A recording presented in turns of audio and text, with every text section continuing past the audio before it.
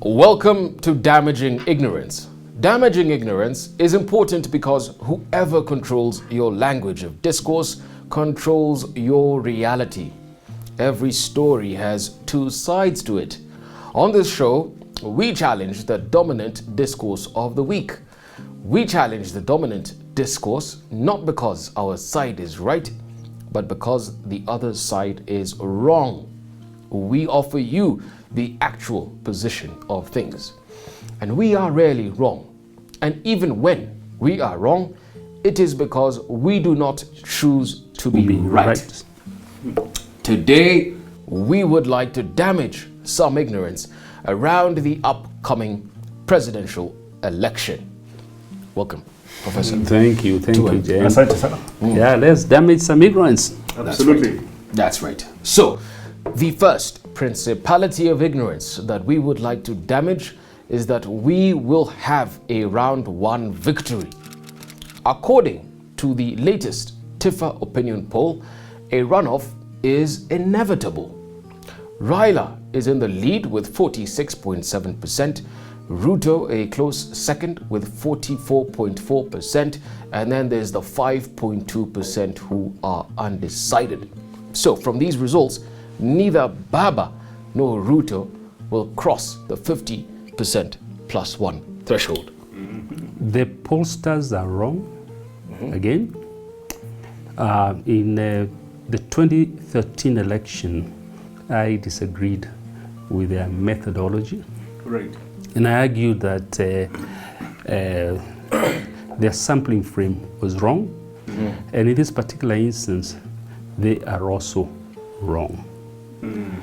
Now, I have studied elections for the last 30 years in this country. I've taken time to do so in order to create a predictability model that will allow me to see who has the likelihood of winning this election. And for the last 30 years, I've studied 6 elections. Which ones are they? 1992, 97, 2002, 2007, 2013, 2017. And 2017, 6 elections.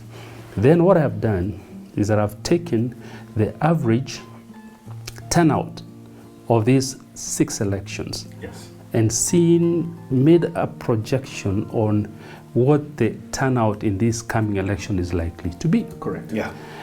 And the turnout is going to be 71%. Yes. So the total number of people who will turn out to vote, I can tell you this now, if indeed history is faithful to science, we will have a total of 15.6 million voters coming out to vote in this election.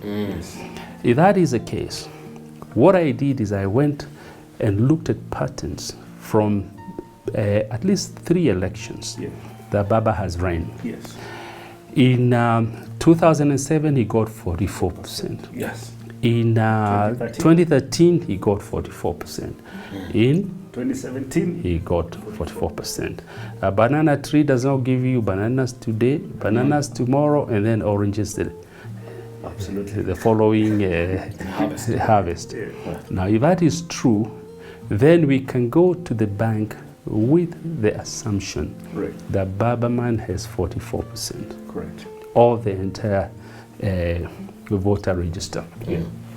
What is 44%? 44% is equal to 6.9 million votes for Baba. But then I have also gone into the historical records and argued that let's assume that William Ruto has inherited Uhuru Kenyatta wholesome. Yes. If he's inherited him wholesome, what is the average they received in 2013 and in 2017? The average is 50% plus 54%. It gives you what? 52%. Correct. So if Baba has 44%, William Ruto's starting point is actually 52%. If he has Uhuru Kenyatta's full support. Yes, that's right. So Baba starts with 6.9 million votes, but William Ruto starts with 8.1 million votes if he has the entire Yes. of the Uhuru Kenyatta Uhuru constituency. Kenyatta constituency. Yeah. Those are some of the assumptions Yes. that I have made. Yeah. Now, when you take Ruto's Yeah. 8.1 Yeah. and you remove the whole of Gema Yes. as a way of doing a simulation, Yes. Ruto stands at 3.8 million votes. Yes. Yeah, not the whole of Gema, but the part of Gema that voted for Uhuru Kenyatta, Yes. which is in our simulation is 4.3 million Absolutely. votes. Yeah. But do recall, 4.3 million votes on the total number of people who will come out to vote is an equivalent of 94% Okay. of the entire Gema. Yes. Gema. Gema. Yeah. Yes. Voter base. But do recall that if you study all elections, Yes. RAILA has had a 6.5, 6 point something support from Gema throughout. Yes. Yeah? Yeah. So if you take the support that Gema will give to Ruto Yeah. and you put it aside, and then you take the support that RAILA has received from Gema, Right. which is about 300,000 votes, Yes. then RAILA's starting point is 6.6 millions. Yes. Eh? 6.9 minus 300. 300. And then if you take 8.1 millions, Yes. which is 52% of the voter register, Yes. and you remove 4.3 millions, Yes. what do you get? That is 3.8 million. millions. So the starting point in this election is Ruto, Yes. 3.8 millions, Yes. and Babaman has in his pocket 6.6. 6.6 millions without Gema. Yes. Hey. Correct? Yes. We are together till that point. No more. No. Now, Yeah. historically, when Gema is conflicted, Right. that is when they have two candidates or they do not know whom to vote for. Absolutely. They have voted 66%. One candidate, Yes. 33% The the other candidate. 1% is hemorrhage, Absolutely. which means Yeah. that, and TIFA, the TIFA Yes. poll you mentioned, Yes. say that Ruto has 66% in Central Kenya. in Central Kenya. 66% in Central Kenya, Yes. you take those numbers, you give them to Ruto's 3.8%, Yes. it comes to 7 millions. Yes. So right now, Ruto is at 7 7 million. millions. Yeah. Correct? Yes. Yes. You're with me on this. Kabisa. Kabisa. 33% Yeah. is 1.4 million. Yes. You take that, you give it to Baba, Yes.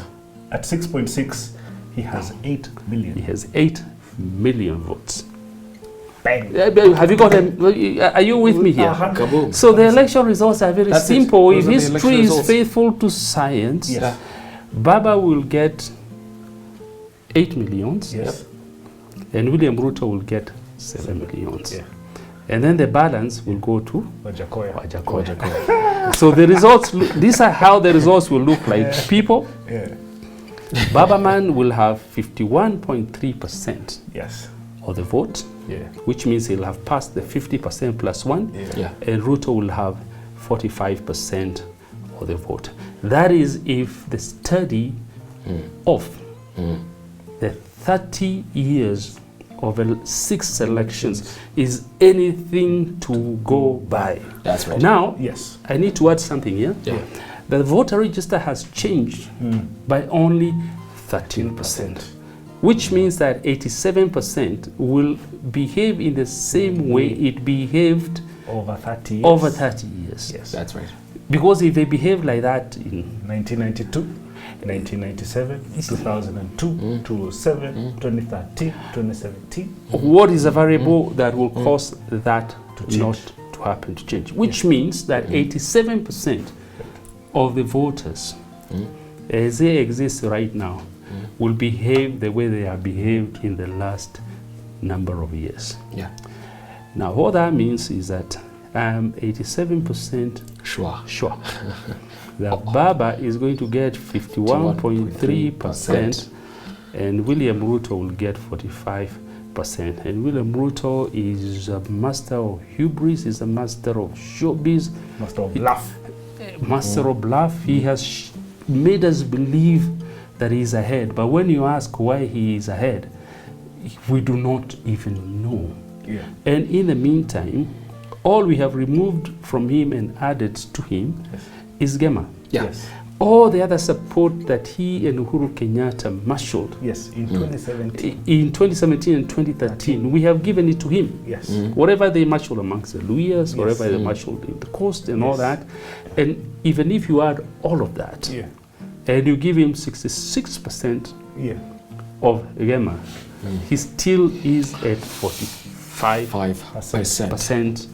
in terms of. So what you're saying, Prof, is for Ruto to win this election, he needs 95% Of Gema. of Gema. He needs Gema to come out the way it came out in 2013 Yes. and in 2017. Absolutely. Dear Kikuyus, Ruto is your project. Yes. For him to win, you have to come out. Actually, it's 94%. 94%. 94% of you have to come out. Yeah. Yeah? And you have to come out and vote for him. If you do not do that, it's a no-show. He is going to be... If he gets 66%, if Tifa is right, Yeah. if he gets 66%, a man is going to go home. Home. And Raila will get 51.3%. But there is a caveat I need to add here. And the caveats, actually two of them. Number one, Raila gets 51.3%. Right. His election will be nullified. And I'm using the Maraga cookbook on how to misengineer an election. I'll explain that in a while. Number two, 8 million votes is only 200,000 votes above the 50% plus one mark. Yes. Let me explain this to the slow thinking Kikuyus and Kenyans in general. For you to win round one, Yeah. if the voter turnout will be 15.6 millions, you need to get 7.8 millions. That's Yes. right. Now, if Babaman passes the 7.8 million votes Yes. to get to 8 million Yeah. votes, Yeah. he is only passed that by By 200,000. 200,000 votes. Yeah. Yeah.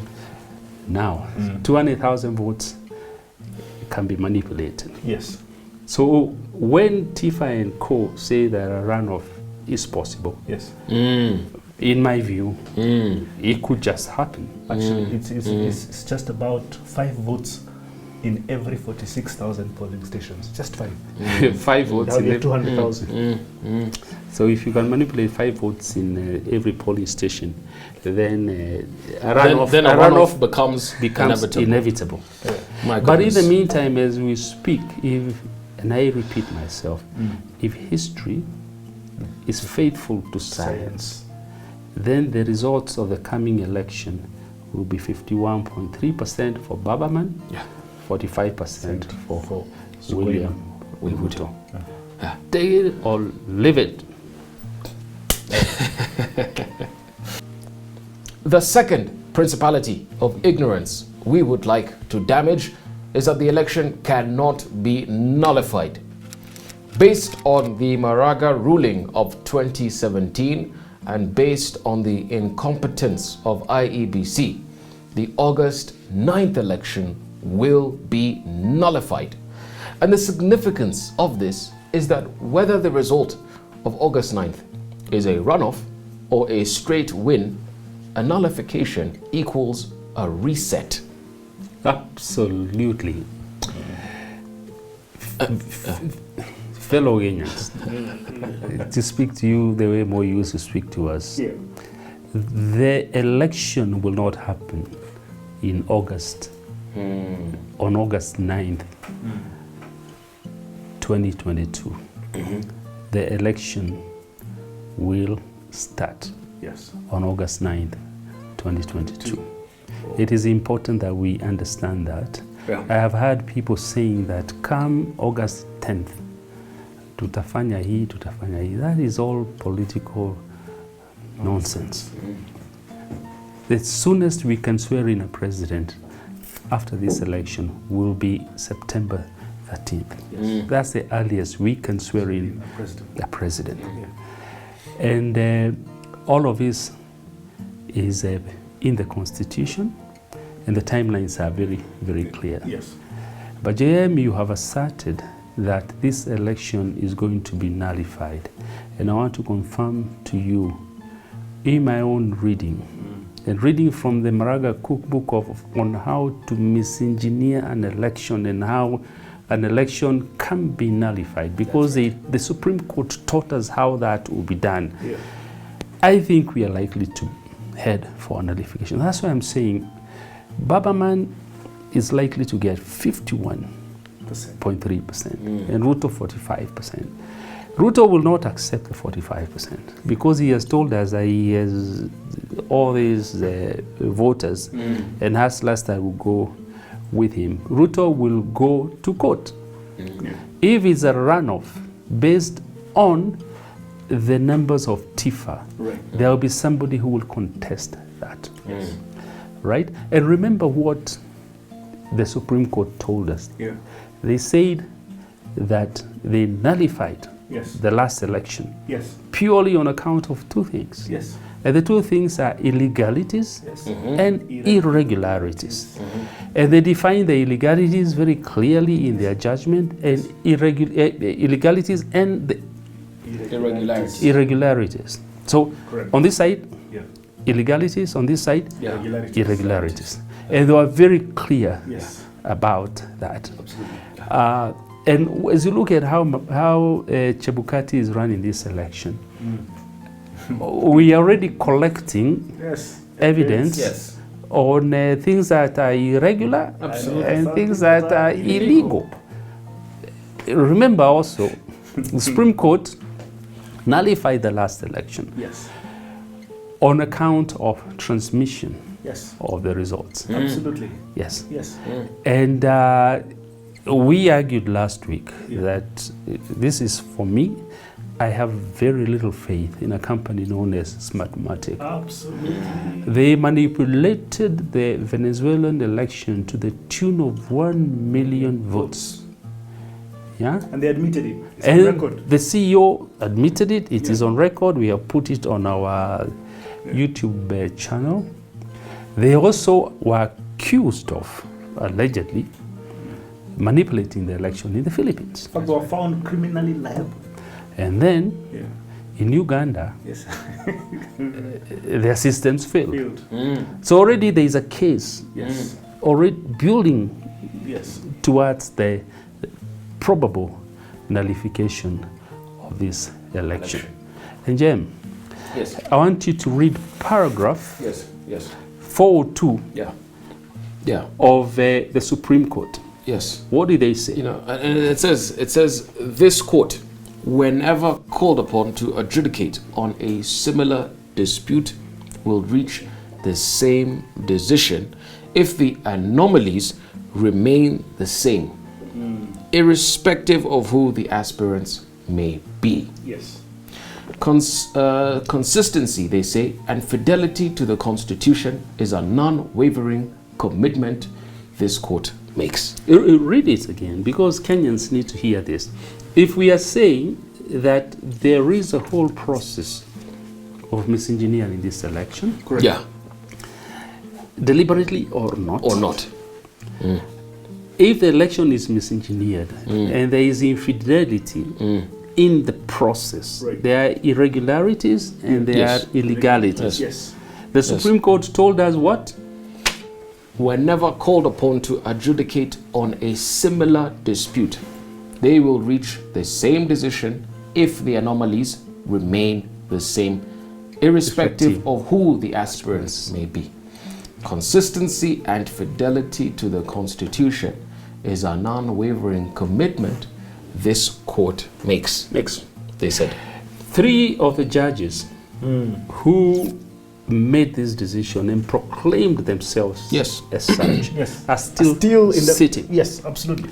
Although the Supreme Court is not bound in any way by its decisions, I would want to believe that the theory of change, the theory of justice rather, is not fundamentally changed. Is not fundamentally changed. For the 3. So if the scenarios are such that some misengineering could be happening, Then the annullification. Is imminent. No, let's not say imminent, let's say it is Probable. Absolutely. yeah? Yeah. But they also nullified the 2017 election based on Form 34A. Absolutely. Yes, Absolutely. and the verification of that particular form. Yes, precisely. And before you tell us what Form 34A is, do recall that the Chief Justice, Mahada Kwame, told us the other day, told Chebukati, if you don't fix the irregularities and the illegalities of 2017, we will nullify the election. And those illegalities and irregularities are playing right before our eyes. Absolutely. But what is Form 34A and 434B? Okay, Form 34 is the first form used to tabulate a presidential election results, and it is located in all the 46,000 polling stations. Now, the custodian of this form is the presiding officer of the polling station. Once he has tabulated everything, he now hands over that Form 34A to a man called a constituency returning officer. Now, the Form 34B is a form located in all 290 constituencies. 291 constituencies. Once the constituency returning officer or the CRO is done with that form, he then transmits it to Chebukati, who is sitting at the National Tallying Center. And remember, Wafula Chebukati is the chief returning officer of the presidential election. Now, Chebukati will use Form 34B to, to verify and announce the presidential election results. But the essence of the Supreme Court ruling was that Chebukati actually announced the election results using Form 34B. Yes. Form 34B is at the level of constituency. Yes. The Supreme Court argued that the locus of the expression of the popular will of the people democratically is a polling station. Oh yes, absolutely. And so the polling station has an instrument, and that instrument is known as Form 34A. Yes. Until all Form 34As have been transmitted to bombers and verified. Absolutely. Yeah? Yes. You cannot announce the presidential election. And the nullification was partly based on that. On the fact that the Form 34A coming from the polling stations was not sent upwards to bombers. Absolutely. So Chebukati announced the results using the constituency form, also known as Form 34B. Yes. And right now we are having a problem with Form 34A and Form 34B. That's right. That is the reason why Chebukati has called for a meeting presidential candidates. With the presidential candidates.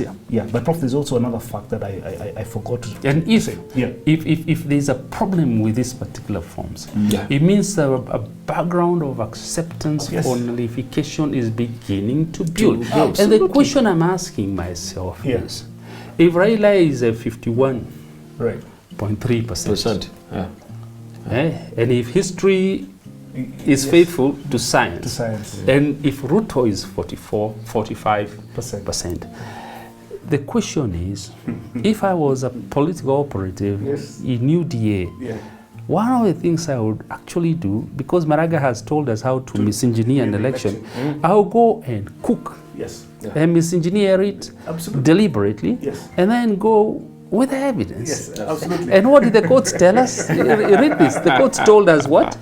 This court, whenever called upon to adjudicate on a similar dispute, will reach the same decision if the anomalies remain the same, irrespective of who the aspirants may be. Yes, that's just it.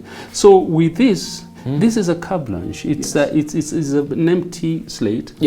If I'm getting 45% and I am Ruto, I will misengineer this election. Precisely. Have the evidence they say they will nullify.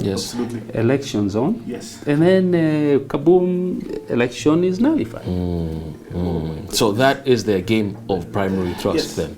I am thinking as a political Some scientist. option. I'm thinking as a political scientist. Political scientists use the law Yes. to do what politics must do. Absolutely. Yeah. So even Baba could also be having a similar plan. Absolutely. So there are two sets of misengineered elections and evidences. So if one loses, this guy comes in with evidence. If the other one loses, the same thing happens. Yeah. Yeah. You know, in the 2017 election, Form 34, there were Form 34 with 100,000 forms missing. No, sorry, 10,000 forms missing. That was the equivalent of 5 million votes missing. Now, can you imagine 5 million votes off? You know, and that is a document upon which Chebukati will announce the election, just going off. You know, if that happens again, then we have nullification. Nullification. No. Okay, now, what does that mean? Yeah. We need to explain this to the public. Right. I say that the election will not happen on August 9th. It will start. Election will begin Yes. on August 9th. Yes. The best case scenario is this. If we have no runoff, Right. yeah, if Baba gets a 51%, Yes. and Ruto 45%, and Ruto says, me, I'm off to Sugoi. I'm not going to go to court Right. and contest it. The earliest that Baba can be sworn in is September 13. That's right. All right? Yeah. Now, I'm reading the Constitution, people, interpreting it as a political scientist. Yes. Yeah? Yeah. However, should we have a runoff, according to what Tifa is telling us, that Yes. we are likely to have a runoff? The runoff will be held on October 3rd. So we have a long duration. Yes. Okay? Yeah. But then you have a runoff. Whoever wins in the runoff or loses will have a case in court. Whoa. Yeah? Yeah. If we have that in court to seek interpretation, Yeah. that will take a whole 21 days. Yeah. So the earliest whoever wins the runoff can be sworn in is November 8th, 2022. Whoa. Are you with me, guys? Yeah. Kabisa. Yeah. It's my political science reading of the Constitution. Yeah. Now, if we have a runoff, Yeah. according to Tifa, because that's what they are telling us, but then we also have one nullification. And we are arguing that a nullification is Highly most probable. likely to happen. Yep. The runoff that will result from that nullification will happen after Christmas. That is December 28, 2022. And the president-elect will be sworn in, people, January 31. For next year. 2023. But the thing I am grappling with here is, Right. Right. if the Supreme Court, according to what they have said, that Yes. whenever you bring this to us and it is wrong, Yes. we will nullify. If the Supreme Court does one nullification and gives us 60 days constitutionally Right. to go into a fresh election, the question is, in the 60 days, does Chebukati have the wherewithal to fix the problems that are in his system? Possibly. So Yeah. that nullification Yes. leads to a fresh election, Yes. and the fresh election has the same problems Yes. as are the infested August 9th as the August election. 9th election. Yes. And if the Supreme Court, summon you again, read that again.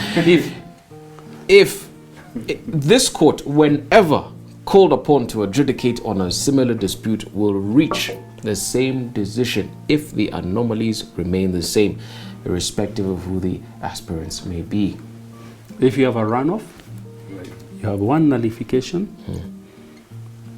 the president will be sworn in January Yeah, 2023. 2023. But if you have a runoff, and then Chebukati is unable to fix the problem that led to the runoff, To the runoff. Yes. and then another nullification happens, Yes. what will happen in that case is that The next president, dear Kenyans, will be sworn in April 25th, 2023. In the meantime, we have a problem. And the problem is that the term of office for Chebukati expires on January 19th, 2023. Him and two other commissioners. So 3 commissioners expires January 19th, 2023. Yeah. If we have one nullification after a runoff, leading to the president being sworn in January 31st, Chebukati will have been removed from office constitutionally. Absolutely. Which means that we will need to have a substantive chairman. Yes. Who can sign? Who can sign and give the certificate? Yes. Give certificate to the president. He cannot sign it before January 31st. In the meantime, some people may argue that the president can actually appoint a new Chebukati to deal with this constitutional anomaly. The problem with that is this.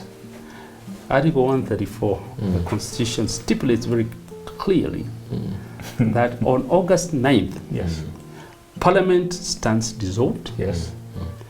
And number 2, on August 9th, the President assumes temporary incumbency. That's right. Temporary incumbency means that the President cannot appoint anyone and he cannot fire anybody.